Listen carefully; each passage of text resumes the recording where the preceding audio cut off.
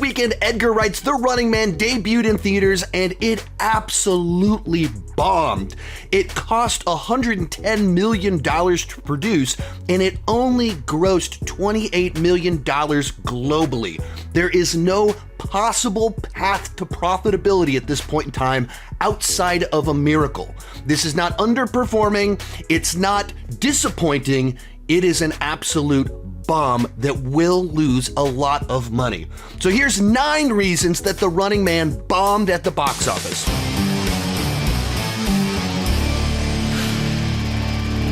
While I'm talking, be sure to join me down below in the comment section. Let me know, what do you think is the biggest contributing factor to The Running Man bombing at the box office? And let's get started. Reason number 1, the source material is more of a cult classic than a bona fide hit. Now, the original source material, of course, is the novel written by Stephen King under his Richard Bachman pseudonym.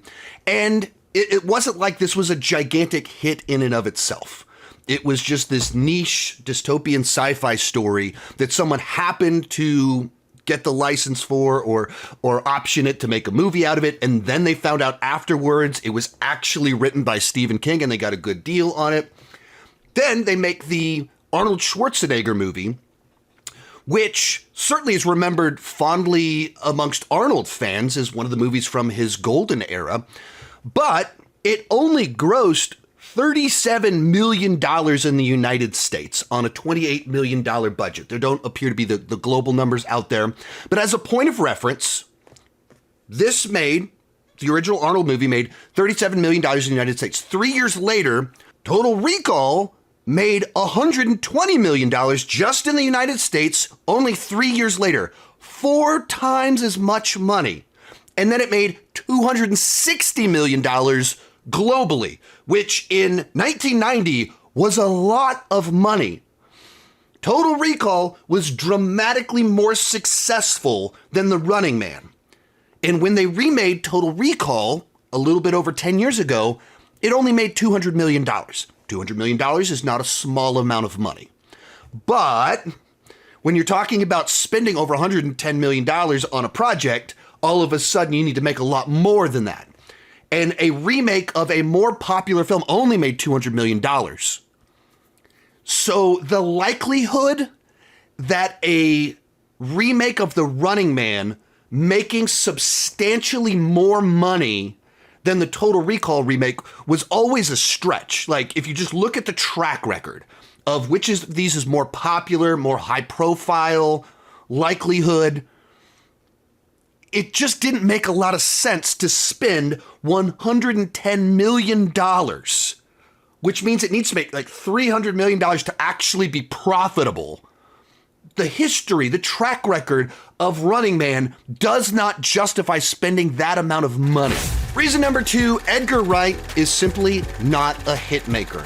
His only bona fide big hit is Baby Driver, which cost like right around $40 million and grossed over $200 million. It's his only movie to do that. Only movie to cross over $100 million. His next biggest hit was Hot Fuzz, which only grossed $80 million. Now that was over 15 years ago, and it was on a movie that only costs like $20 million. So it was a very profitable film, but still, it wasn't like a mega hit. He is not a hit maker. Last Night in Soho, his last movie, lost money.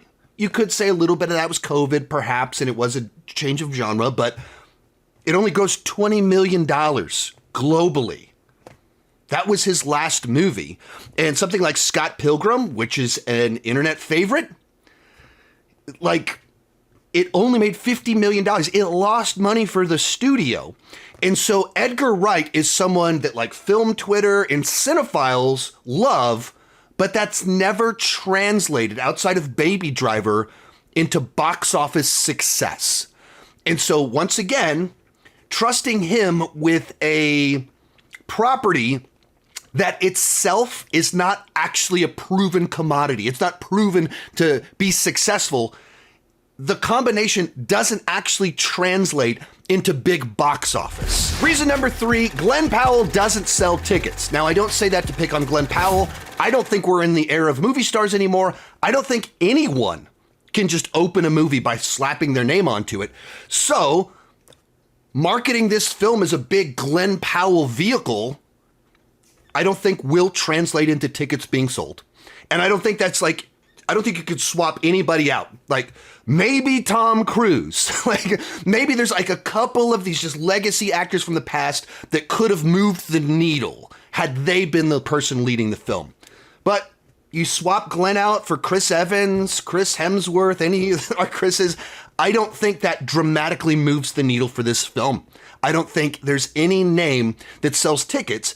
And so you have a combination of a source material that is not a proven commodity, a director that is not a hit maker, and they kind of marketed it as a star vehicle in an era where there aren't star vehicles anymore, and you don't have an immediate marketing draw with the film. Reason number 4, the premise feels stale and done to death by now. And this feels a little bit unfair because Stephen King originally wrote The Running Man in 1973, over 50 years ago, and then it was published in the early 80s, so it was published over 40 years ago, and at that time, it was ahead of its time. However, over the last 15 years, there has been no shortage of dystopian stories of people competing in deadly competitions for the amusement of the masses, exploring the idea of enormous wealth inequality where people in some sort of capital, Hunger Games, versus being entertained in their rich lifestyles versus the poor suffering for the amusement. Like, this has been done many times at a very high level and very successfully over the last 15 years. So despite the source material predating all of that by decades, in movie form, this film coming out feels dated. Reason number 5, the reviews and word of mouth were only okay. As of this moment, it has a 64% critic score on Rotten Tomatoes, which is the lowest Rotten Tomatoes score for any Edgar Wright film. And 64% is fresh, but it is only barely fresh. It's kind of in that category where most people see that number, and if they weren't excited for the movie already, they're a little bit skeptical because the praise isn't strong enough. The cinema score, which if you don't know what cinema score is, it's an opening day out of theater poll of ticket buyers. So it's actual audience members leaving the theater on opening day, and its cinema score was a B+, which normally for big blockbusters, action with some comedy, you tend to have something in the A range. B+ is not a overtly bad score, but it's kind of, in this context, it's lukewarm. It's mildly positive. Same with the 64% critic score, in which case you have a movie where the reviews are like, yeah, I mean, it's pretty good. There's not a lot of people that are absolutely loving it. Some people are really not liking it, and most people are kind of some version of right there in the middle on it, which doesn't lead to a bunch of excitement to go see it, in particular with a movie based on source material that's not actually that popular from a director that the general public isn't as interested in as us cinephiles. Reason number 6, it never quite found the right tone and balance. The original Stephen King source material is this bleak, dark, dystopian story. Edgar Wright is a little bit more known for making fun films with comedy, high energy. And so this was trying to like blend those two things, that it is very dark, heavy subject matter, but it's also the fun version of it. But most everyone is saying that this is one of the least Edgar Wright movies, that it feels a little bit like a movie that a lot of other people could have directed this same film and created this same movie. It doesn't have enough of his distinct style. But they also kind of sanded off the rough edges of the Stephen King aspects of it. And so it neither feels like an Edgar Wright movie or enough like a Stephen King adaptation, and it just kind of feels like that generic middle. Optimized for everyone, meant to offend no one, but nobody loves it either. It's just the wrong blend of tones. And I think people sensed that about the movie, which leads into the next point. Reason number 7, the marketing never quite found its hook. What made this a must-watch movie rather than, some fun entertainment that's maybe a little bit familiar. And I think that goes back to these past couple of points, where if you have a movie that never quite finds its lane, that it's Edgar Wright fun movie or it's Stephen King bleak movie, it doesn't quite find the balance yet, and it's not as good as you'd hope it would be, the marketing makes it feel like another one of these kind of fun movies that's not quite excellent, not quite the best at any one thing. It doesn't have a lane where it excels and cuts through the noise. It's just one more thing out there, which is kind of what it was. Be clear, I really enjoyed the movie. I was someone that had a lot of fun with it. I was on the more positive side of people with the film. But it doesn't ever really fully cut through. It's not the next great Edgar Wright movie. It's not the next great Stephen King adaptation. And it's in a genre that we've seen other movies like this in the last 15 years that have been the movie that defined the genre. And so the marketing just made it look like another one of these movies. Reason number 8, it's an R-rated action movie and they simply don't open as big as they used to. There's a reason that so many of these high energy sci-fi action movies with comedy are PG-13, in particular when they have a budget this size, because PG-13 is the rating that sells the most tickets. And with a film like this that never quite goes hard enough, Stephen King enough, edgy enough to feel like it excites some base of people, it still kind of has the PG-13 optimized for everyone problem of it's kind of trying to be the Omni movie, but with an R rating. And so it's already kind of like aiming toward only an R, you losing that young audience. It's only going for adults, but still kind of had that, we're going to sand off the rough edges feel to it at the same time, that I think kind of created a scenario that was a bit of a lose-lose.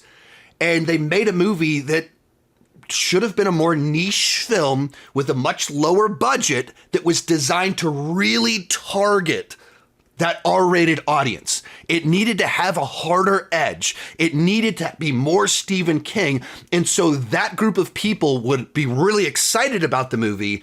And instead they kind of went to try and optimize broader, but still gave it the R rating. And so I think it was kind of the worst of both worlds. Reason number 9, people simply are not going to the theater as often as they used to. They go to the theater for events. And a new adaptation of The Running Man, a new Edgar Wright movie, is simply not an event for the general public. And so they budgeted it at a point where it needed to be an event movie, but The Running Man, Edgar Wright, that's niche filmmaking. They set themselves up for failure. There was just not a way that this movie was ever likely to be profitable at a $110 million production budget. In particular, in this era where people are just a little bit more cautious with their money, there's other options for what you can watch at home. You can wait a month and see it on streaming. So why am I going to go spend $50 to do date night with my wife to see this movie that feels a little bit familiar, that doesn't look all that great and the word of mouth isn't fantastic, when I can just wait a month? This is the type of movie that someone will just wait and stream it at home, where it'll be a month, 2 months from now. There was no reason to rush out opening weekend to go see this film. Those are my reasons for why I think The Running Man bombed at the box office. Why do you think The Running Man bombed at the box office? Let me know down below in the comment section. You can check out my review of The Running Man right over there, and I got a ranking of Edgar Wright's films coming out soon.